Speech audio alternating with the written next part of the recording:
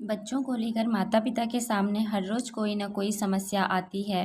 बच्चों की मानसिकता स्थिर नहीं होती, इसी कारणवश उनके अभिप्राय, नियम और अपेक्षाएं निरंतर बदलते रहते हैं। कई बार बच्चों का व्यवहार हमारी इच्छा से विपरीत होता है। जब ऐसा होता है तब हम अपने बच्चों को कुछ कहे या डांटे बिना नहीं रह पाते। ऐसे समय पर हमारे धैर्य की परीक्षा लेते हुए बच्चा हमारी बात सुनता ही नहीं।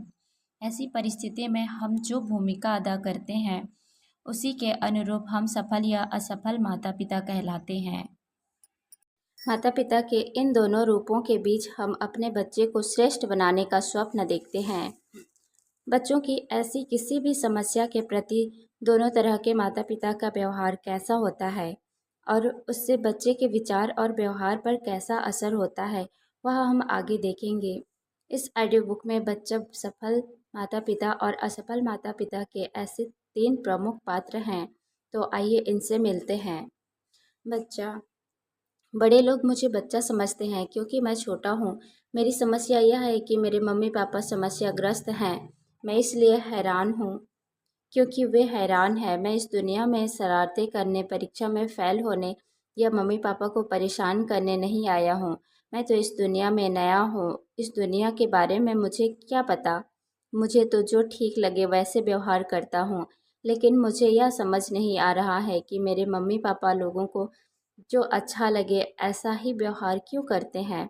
जाने दीजिए, वह उनकी समस्या है। अरे, लोग कहते हैं कि मेरे पापा पैसों के मामले में बहुत ही अमीर हैं, लेकिन आपको सच बात कहूँ, मेरे लिए समय निकालने के मामले में वह बहुत ही गरीब हैं। मैं तो बस इतना ही चाहता हूँ कि वह मेरे साथ खेलें, मेरे लिए समय निकालें। असफल माता-पिता। इस प्रतियोगिता के युग में जीवन निर्वाह के साथ साथ अपने बच्चे के लिए भी समय निकालना बहुत चुनौतीपूर्ण कार्य है। प्रतियोगिता के इस दौर में टिकने के लिए सुबह के 9 से रात के 9 बजे तक काम करना पड़ता है। ऐसे हालात में बच्चों के लिए समय कैसे निकालें? अगर बच्चों के लिए समय नहीं निकाल पा रहे हैं तो क्या हुआ? उन्हें महंगे-महंगे कोचिंग क्लास और स्कूल में तो पढ़ा रहे हैं, फिर भी वह हमारी अपेक्षाओं से कम मार्क्स लाते हैं। चलो ठीक है, वह अपना नसीब अपने साथ ही लेकर आए हैं ना, और वैसे भी अपने नसीब से ज़्यादा किसी को कहाँ कुछ मिलता है जो इससे अच्छे मार्क्स मिलेंगे। टीवी वालों ने तो मानो बच्चों को बिगाड़ने की होड़ लगा रखी है। अगर उससे पढ़ाई के लिए कहते हैं तो कहता है मेरा इतना प्रोग्राम पूरा होने के बाद पढ़ूंगा। अगर मेरे किसी काम में मदद के लिए कहता हूँ तो वह कहता है मेरे पास समय नहीं है। मेरा कहा तो जरा भी नहीं मानता। भगवान जाने मेरी भावनाओं को वो कब समझेगा। अपनी ऐसी परिस्थिति के लिए अपने बच्चे से ज़्यादा जिम्मेदार हम खुद हैं। अपने बच्चे की सारी समस्याओं का हम ऐसे समाधान करते हैं कि जो असरकार नहीं होता, इसलिए हमारा नाम असफल माता-पिता है। अपने बच्चे की शिक्षा और परवरिश में हमारे से जो भूल हुई है, उन सब को आप इस ऑडियो बुक में सुनेंगे। मैं इतना ही कहना चाहती हूँ कि हमें हमारी भूलों के कारण सुख शांति सब बच्चों का बचपन, उनका प्यार, भावनाएं आदि बहुत कुछ खोया है। लेकिन खुशी इस बात की है कि आप लोग इन भूलों से बच जाएंगे। सफल माता पिता। माता पिता बनने के बाद सफल माता पिता बनना गौरव की बात है। बच्चा तो कमल जितना कोमल, प्रेम जितना पवित्र और सत्य जितना सनातन है, लेकिन परवरिश की मनोवैज्ञानिक पद्धति के ज्ञान के अभाव में हम उसे वैसा नहीं बना सकते, तो उसमें किसकी गलती है?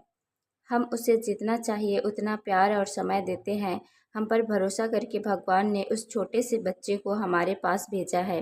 भगवान के इस भरोसे को हम कैसे तोड़ सकते हैं?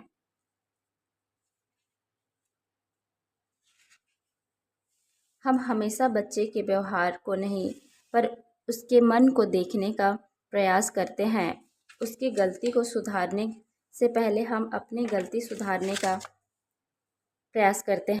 उसे अच्छी परवरिश देने से पहले हम अपने बर्ताव को देखने का प्रयास करते हैं, और इसलिए अन्य सभी प्रवृत्तियों में वह बहुत आगे है। फिर भी पढ़ाई के लिए उसे कभी कुछ कहना नहीं पड़ता। पढ़ाई का महत्व वह समझता है, इसलिए उसे टीवी देखने पर रोकना नहीं पड़ता। स्कूल से उसकी कोई शिकायत नहीं आती, होमवर्क में भी वह नियमित है, इसलिए उसे कभी डांट फटकार नहीं करनी पड़ती। उसके मार्क्स देखकर मैं खुश होती हूँ। चाल चलन में भी वह एक रेट है, इसलिए उस पर कभी गुस्सा नहीं करना पड़ता। बड़ों की सारी बातें मानता है, इसलिए तो उसे अनुशासन का अंकुश लगाना नहीं पड़ता। बच्चे को जीवन में कामयाब इंसान बनाने के लिए हम सफल माता पिता बने हैं। बच्चे की परवरिश और शिक्षा के लिए इस नई पद्धति को अपनाकर हम सब खुश हैं। इसी पद्धति का इस पुस्तक में दृष्टांतों के साथ वर्णन किया गया है। उसे अपनाकर आप भी खुशहाल बने, ऐसी शुभकामनाएं।